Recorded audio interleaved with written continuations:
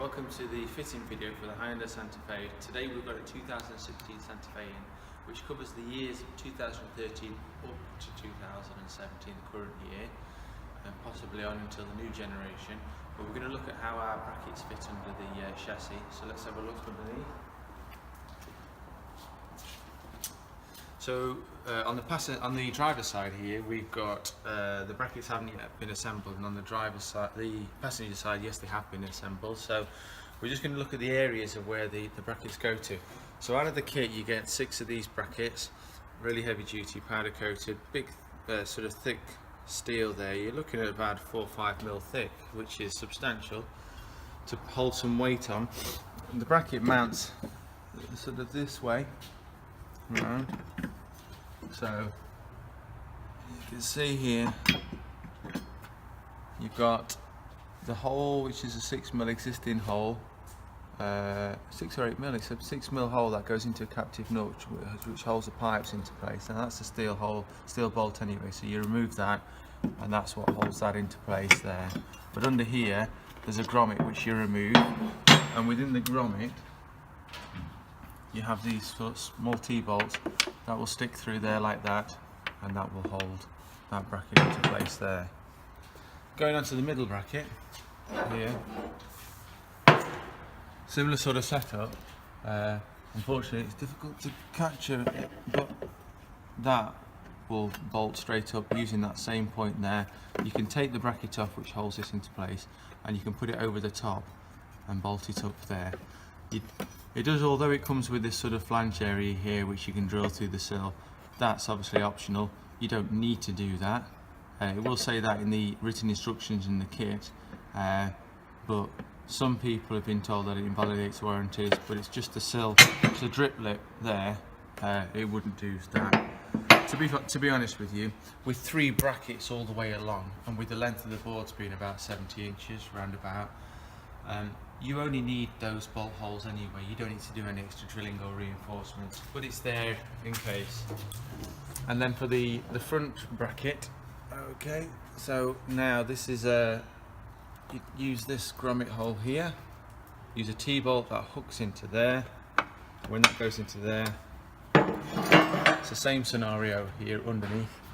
You've got like this grommet hole which you removed, and then it's got a hole inside. You put a T-bolt in there, you put a T-bolt in there, and that keeps that bracket in place. That's for the front bracket. Now if you look on the other side, you can see they're more fitted. So you can see where we've taken the grommet out, and you put that T-bolt in, that's pretty solid. Same again with this one here, on this side, the grommet underneath. Going on to the middle bracket.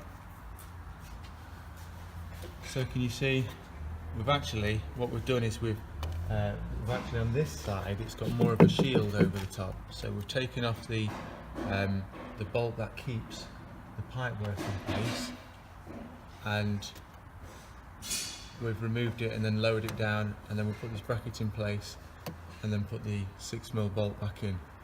But to be honest with you, that's solid. That's solid. I mean, obviously it's when you're standing on it, that's where all the difference is made. And now for the rear bracket, I've just got to spend a bit of time on this one because this is quite an interesting one really.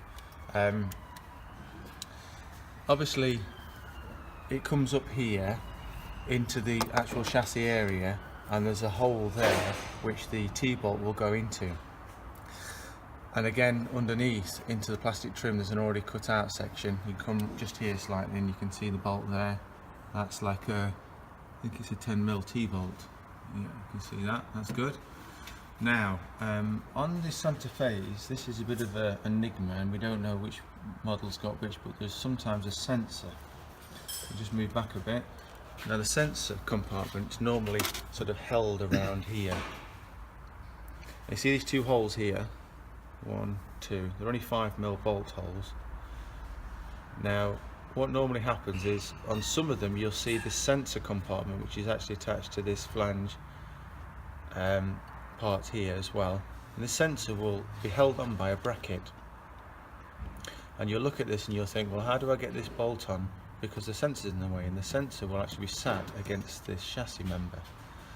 So the only way around it is you will be required to drill 1 extra hole in the bracket that actually keeps the sensor on.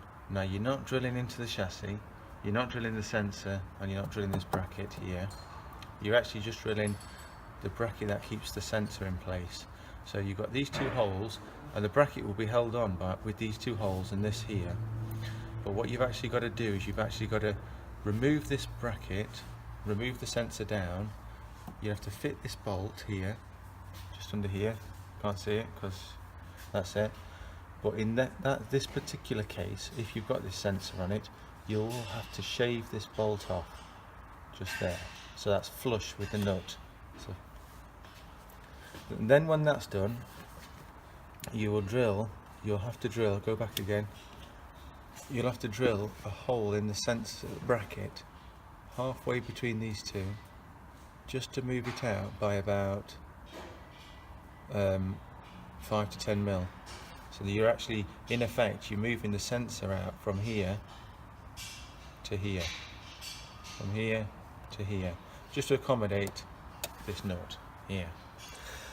So that's on some of the vehicles that have this sensor on. Fortunately for us at this moment, this vehicle hasn't got the sensor. Woohoo!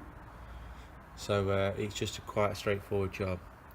So as you can see, there's no drilling required, no drilling fitted, and full instructions are given. Videos on YouTube, like from Direct 4x4.